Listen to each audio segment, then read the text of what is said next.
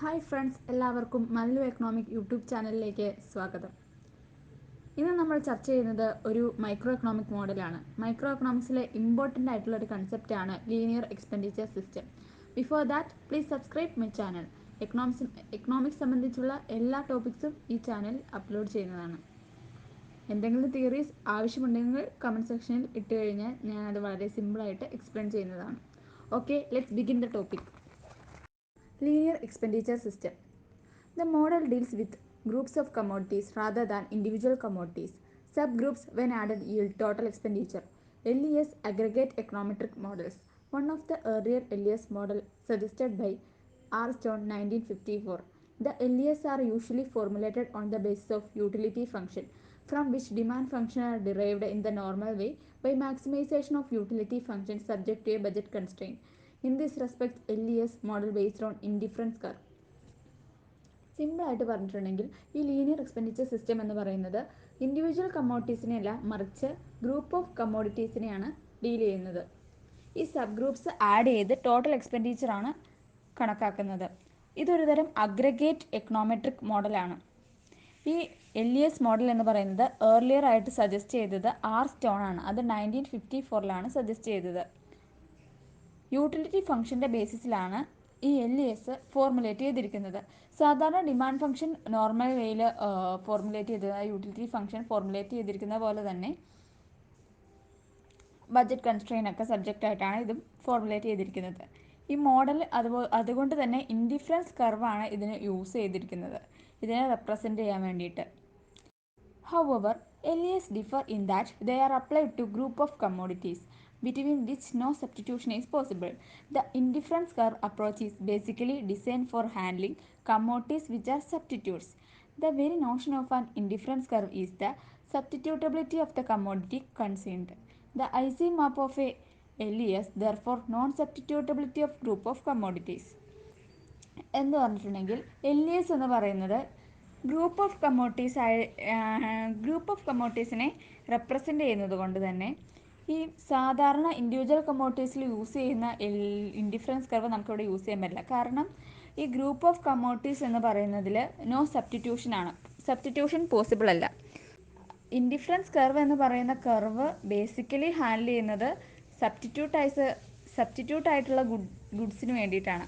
അപ്പം ഈ LES എന്ന് പറയുന്നത് ഗ്രൂപ്പ് ഓഫ് കമ്മോഡിറ്റീസ് ആയതുകൊണ്ടും സബ്സ്റ്റിറ്റ്യൂട്ട് പോസിബിൾ അല്ലാത്തത് കൊണ്ടും വേറൊരു രീതിയിലാണ് ഇവിടെ ഗ്രാഫിക്കൽ റെപ്രസെൻറ്റേഷൻ നടത്തുന്നത്.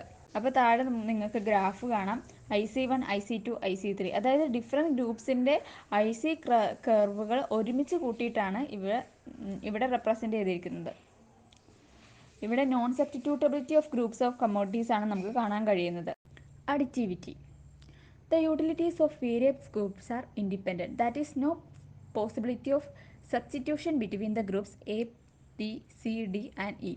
In LES, commodities bought by the consumers are grouped in broad categories to be compatible with the additive postulates of utility function. Thus, each group includes substitutes and complements. Substitution between groups are ruled out, but substitution can occur within each group. The consumers buy some minimum quantity from each group irrespective of prices. അതായത് അഡിറ്റിവിറ്റിയാണ് ഇതിൻ്റെ main function എന്ന് പറയുന്നത്. Utility of various groups എന്ന് പറയുന്നത് independent ആയിരിക്കും. അതായത് ഓരോ ഗ്രൂപ്പിൻ്റെ യൂട്ടിലിറ്റിയും ഇൻഡിപെൻഡൻ്റ് ആയിരിക്കും, ഒന്നിനെ അങ്ങോട്ടും ഇങ്ങോട്ടും ഡിപ്പെൻഡ് ചെയ്യുന്നില്ല. കാരണം എന്നാന്ന് പറഞ്ഞിട്ടുണ്ടെങ്കിൽ ഇവിടെ സബ്സ്റ്റിറ്റ്യൂഷൻ പോസിബിൾ അല്ല എന്ന് നമ്മൾ പറഞ്ഞു. അപ്പോൾ നോ പോസിബിലിറ്റി ഓഫ് സബ്സ്റ്റിറ്റ്യൂഷൻ എന്ന് പറയുന്നത് A, B, C, D and E. ഇതിൽ അങ്ങോട്ടും ഇങ്ങോട്ടും സബ്സ്റ്റിറ്റ്യൂഷൻ എന്തായാലും പോസിബിൾ അല്ല. അങ്ങനെ വരുമ്പോൾ ഈ അഡിറ്റീവ് എന്ന് പറയുന്നത് additive postulates of utility function. അതായത് അഡിറ്റിവിറ്റി എന്ന് പറയുന്നത് ഈ യൂട്ടിലിറ്റി ഫംഗ്ഷൻ്റെ ഒരു പ്രത്യേകത തന്നെയാണ്. LESൻ്റെ മെയിൻ ഫംഗ്ഷനാണ്, അല്ലെങ്കിൽ മെയിൻ ഒരു കമ്പോണൻ്റാണ് അഡിറ്റിവിറ്റി എന്ന് പറയുന്നത്. Each groups includes substitutes and compliments. ഓരോ ഗ്രൂപ്പ്സിൻ്റെ ഉള്ളിലും സബ്സ്റ്റിറ്റ്യൂട്ട്സും കോംപ്ലിമെൻറ്റ്സും ഉണ്ട്. അതുകൊണ്ട് തന്നെ substitution between groups ruled out ചെയ്താലും സബ്സ്റ്റിറ്റ്യൂട്ട്സ് വിത്തിൻ ഗ്രൂപ്പ്സ് ഒക്കർ ചെയ്യാൻ പറ്റും. കാരണം സബ്സ്റ്റിറ്റ്യൂഷൻ എയും ബിയും തമ്മിൽ സബ്സ്റ്റിറ്റ്യൂട്ട് ചെയ്യാൻ പറ്റില്ല.